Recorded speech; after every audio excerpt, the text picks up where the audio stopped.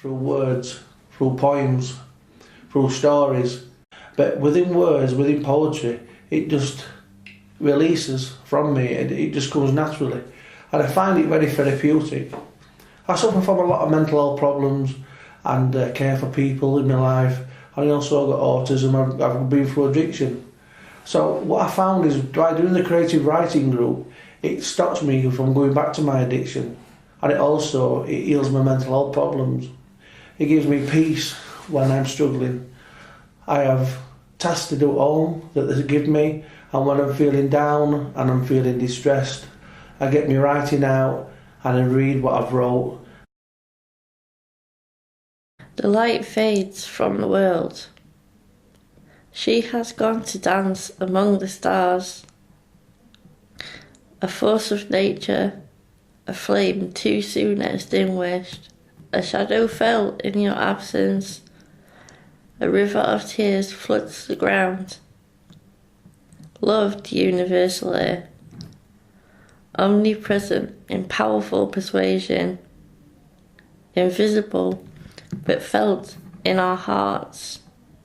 Silence fell when you went away. Recovery is a journey. Now I know about gentleness, although some will never believe that about me. With an unwavering stare, my anger continues to wane, but I still slip up. Now I treasure my gentle nature, where once those dearest to my heart. These days just warm words of friendship, and the sun shines. On that day, I am free.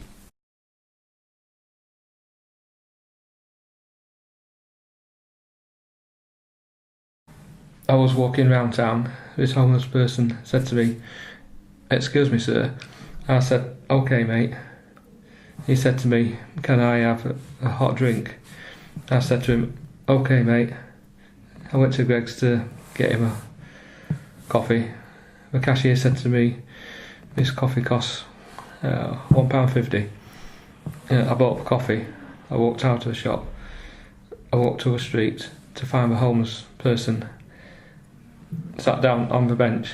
The homeless person said to me, "Thank you very much for coffee. It tastes delicious." I got off my seat, kneeled down and got hold of her hand and squeezed. The lass across the way said, "Will she be okay?" I say, "She will be." A cutout poem by Claire. A woman from the street corner, to cushion the stony expanse of countless days, escape domestic violence, but this is vital. Love is not a cliché anymore. We've had the questions in doctors' queues, medical assessments and long stays in hospital beds, withstood care, foster families and temporary accommodation, making do with makeshift homes, makeshift families and makeshift love.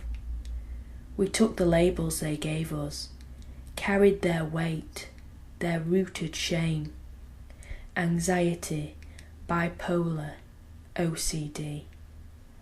Only now do we tear off the stigma, unpick stitched lips, as our voices unite, to suffer, to support, to soar.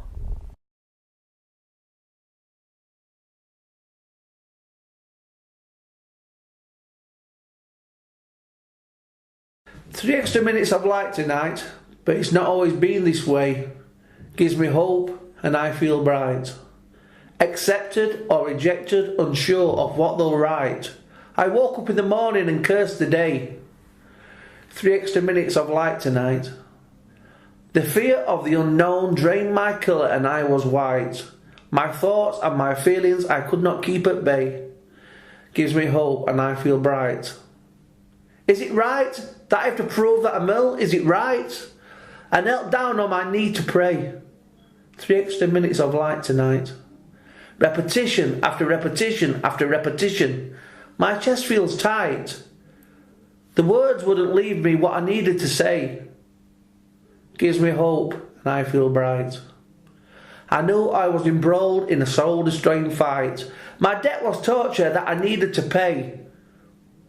3 extra minutes of light tonight gives me hope and I feel bright. PFG holds the key to a place within my heart. A warm welcome was given even from the start. I was so isolated, I felt so all alone. Then walking through your doors and friendships have just grown. I didn't think I would fit in, afraid of being unliked.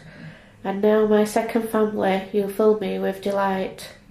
If I shed a single tear, you're there with a listening ear to help and support me through my fear, till I'm back on track and another peer. And on my good days it's plain to see a united front as strong as can be. So what does PFG mean to me? The love and strength of my second family. Through creative writing, I'm finding ways to combat that and to heal myself. It's a way of not being in services. It's helped me to recover.